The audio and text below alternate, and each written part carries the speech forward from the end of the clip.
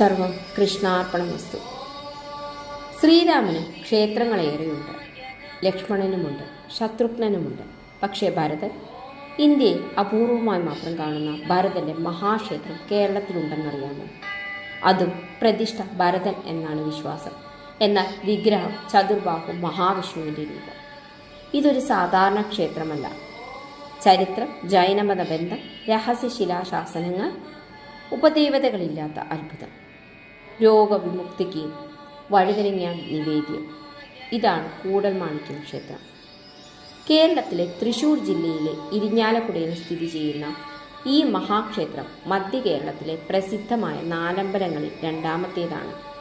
മറ്റു ക്ഷേത്രങ്ങൾ തൃപ്രയാർ ശ്രീരാമസ്വാമി ക്ഷേത്രം, തിരുമൂഴിക്കുളം ലക്ഷ്മണ പെരുമാൾ ക്ഷേത്രം, പായമ്മൽ ശത്രുഘ്നസ്വാമി ക്ഷേത്രം.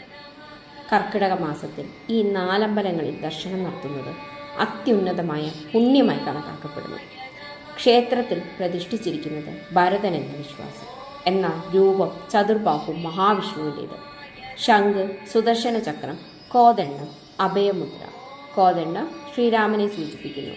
അതായത് ഭക്തി, ധർമ്മം, സഹോദര സ്നേഹം എല്ലാം ഒരേ വിഗ്രഹത്തിൽ. കിഴക്കോട്ടാണ് ദർശനം. സാധാരണ ക്ഷേത്രങ്ങളിൽ ഗണപതി, ശാസ്താവ്, ദക്ഷിണാമൂർത്തി എന്നിവയുണ്ടാകും. പക്ഷെ ഇവിടെ എല്ലാ സേവയും സംഗമേശ്വരനോട് മാത്രം. 5 പൂജയില്ല, 3 ശ്രീബലിയില്ല, ഉഷ, ഉച്ച, അത്താഴ പൂജ മാത്രം. ഇത് കേരളത്തിലെ അപൂർവ ആചാരങ്ങളിലൊന്നാണ്. ചരിത്രകാരന്മാർ പറയുന്നത് ഈ സ്ഥലത്ത് ഒരു കാലത്ത് ജൈന ആരാധനാലയം ആയിരിക്കാം എന്നാണ്. ചേതിക്കുല മാണിക്യം പെരുമ്പള്ളി എന്ന ശിലാശാസനത്തിൽ പറയുന്നുമുണ്ട്. ജൈന തീർത്ഥങ്കരനായ ഭരതേശ്വരൻ്റെ സ്ഥാനത്ത് രാമായണത്തിലെ ഭരതനെ പ്രതിഷ്ഠിച്ചാണ്. ഈ 2 വിശ്വാസങ്ങളുടെയും സമന്വയം നടന്നെന്ന് ചിലർ വാദിക്കുന്നു. ഇത് വെറും ക്ഷേത്രമല്ല, ചരിത്രപരമായ മത സമന്വയത്തിൻ്റെ സാക്ഷ്യം. ദ്വാരക മുങ്ങിയപ്പോൾ ശ്രീരാമനും സഹോദരന്മാരും ആരാധിച്ചിരുന്ന വിഗ്രഹങ്ങൾ സമുദ്രത്തിൽ ഒഴുകി നടന്നുവെന്ന് വിശ്വസിക്കുന്നു. പിന്നീട് അവ 4 സ്ഥാനങ്ങളിൽ പ്രതിഷ്ഠിക്കപ്പെട്ടു. അതാണ് നാലമ്പലങ്ങളുടെ ഉത്ഭവം. ഈ ക്ഷേത്രത്തിൽ വഴുതനങ്ങ നിവേദ്യം ഉദരരോഗശാന്തിക്കാണ്. മീനൂട്ട് നടത്തുന്നത് ശ്വാസരോഗ ശാന്തിക്ക്. മുക്കുടി നിവേദ്യം 1 വർഷം രോഗമുക്തി നൽകാൻ കഴിയുമെന്ന് വിശ്വസിക്കപ്പെടുന്നു.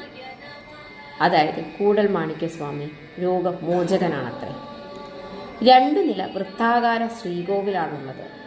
വമ്പിച്ച ശീവേലി പന്തൽ, ചെമ്പുമേഞ്ഞ ബലിക്കൽപുര, ക്ഷേത്ര തുല്യ പവിത്രതയുള്ള കൂത്തമ്പലം. കേരളീയ വാസ്തുവിദ്യയുടെ അതുല്യ ഉദാഹരണമാണ് ഈ ക്ഷേത്രം.